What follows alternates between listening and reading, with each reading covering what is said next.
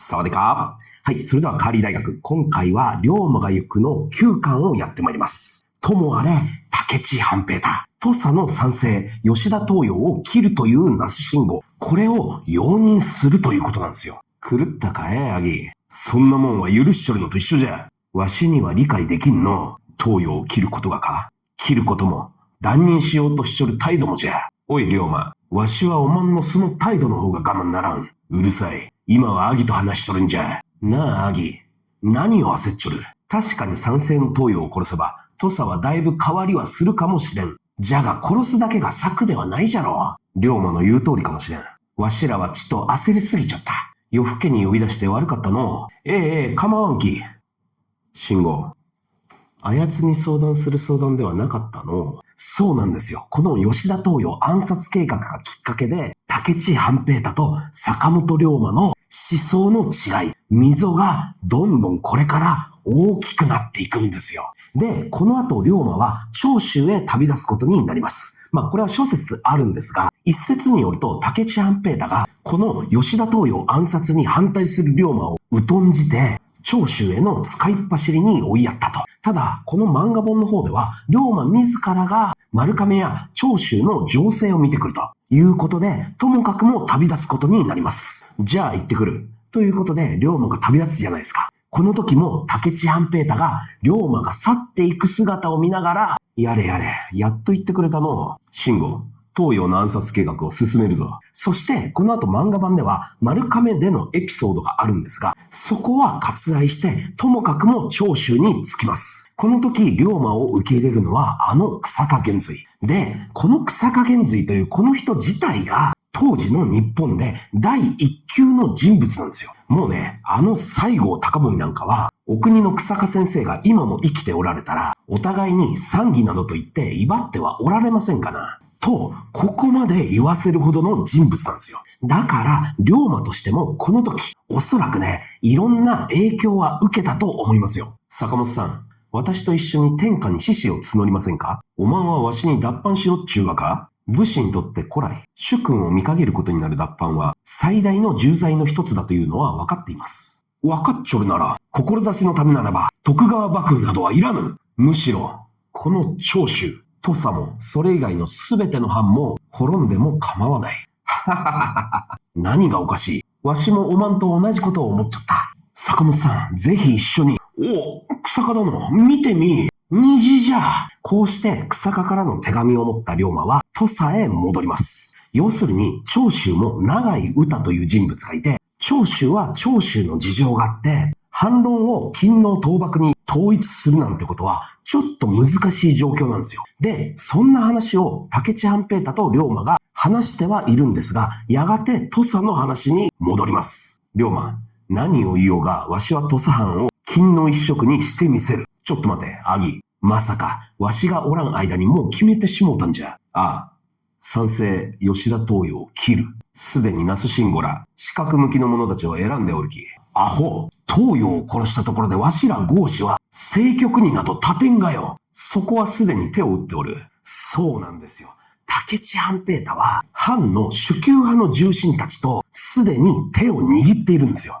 これは要するに、最近吉田東洋が賛成に返り咲いた時に、それまでにいた藩の重役の人たちですね。元重役の人たち。吉田東洋からもう能なしだと言われて、起用されなかった上司の人たちがいるんですよ。つまり、この人たち、主級派の人たちは、吉田東洋を毛嫌いしているわけですよ。いや、漫画の中では、勤王派以上に東洋を憎んじょる。そういう人たちがいるんですよ。東洋亡き後、価格を元の地位に戻すと持ちかけたら、喜んで尻尾を振ってきよった。奴らには思想なんちゅうもんはないからの。わしは奴らを背後で操り、土佐を金の一色に染める。驚いた。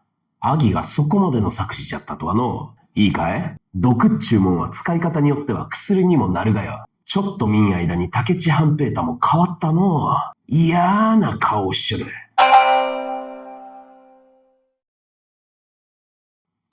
はい。それではこのタイミングで登場するのが、吉村虎太郎。彼が武智半平太に報告するところでは、薩摩の島津久光公が大軍を率いて京に入り、天皇を中心とし、幕府の制度を正す。そのために動き始めたと言うじゃないですか。いや、これは実際にもう大変な騒ぎになったんですよ。ただし、こういう話っていうのはもう尾ひれがついていって大きくなっていくものじゃないですか。この時もそれに漏れず、当の島津久光なんかはそこまでの覚悟があったわけではないんですよ。でもね、巷では薩摩兵と義軍が合流し、今日で金の倒幕の旗を上げると、もうどんどん大げさになっているんですよ。吉村虎太郎なんかもその手のタイプの人だったんでしょう。わしらも土佐で同志を募り、脱藩して義軍に加わるべきじゃ。そんなもんは夢じゃ。はい、武智先生はこの吉村虎太郎の情報を一周します。そして武智半平太と吉村虎太郎は決別。するとこの吉村虎太郎、今度は龍馬のところにこの話を持っていくんですよ。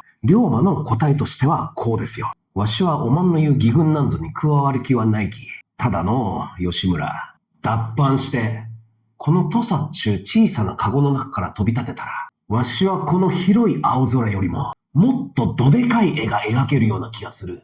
そうなんですよ。龍馬はいろいろ見聞を広めて、自分のふるさとであるこの土佐、ここに今、見切りをつけようとしているんですよ。脱藩？うん。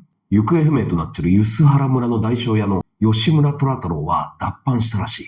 まさか。権平、龍馬は大丈夫かい？叔父上。なんで龍馬が出てくるんじゃ？虎太郎が行方不明になった日に一緒におるところを見たという客がおるんじゃ。もし吉村がおまんじゃったら、わしは卒中になって倒れてるところじゃった。坂本家は豪士でありながら197国の領地と10国4都の6枚を頂戴しちょる名家。そこから脱藩人を出して家がもしも取り潰しとなれば、あの世の父上に合わせる顔がないからの。それに脱藩の罪は親類縁者にまで及ぶ。乙女の婿の岡上信介は今、江戸にてご老公、陽道様のお付き医師をしちょる。おまんの好きな乙女も苦しむじゃろ。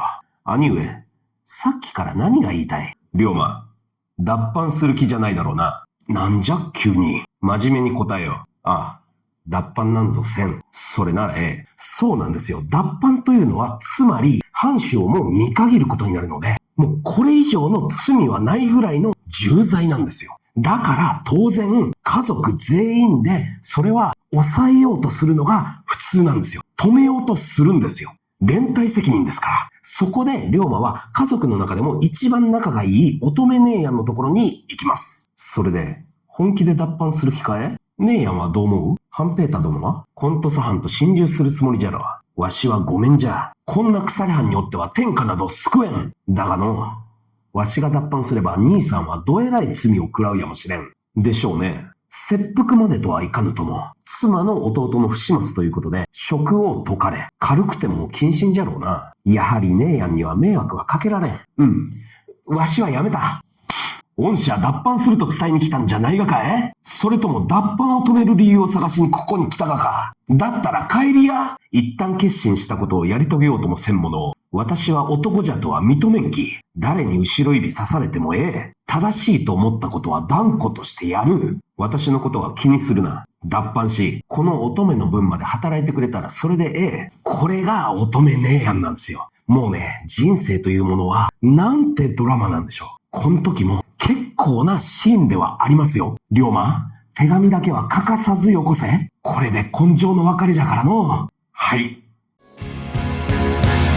恋しさに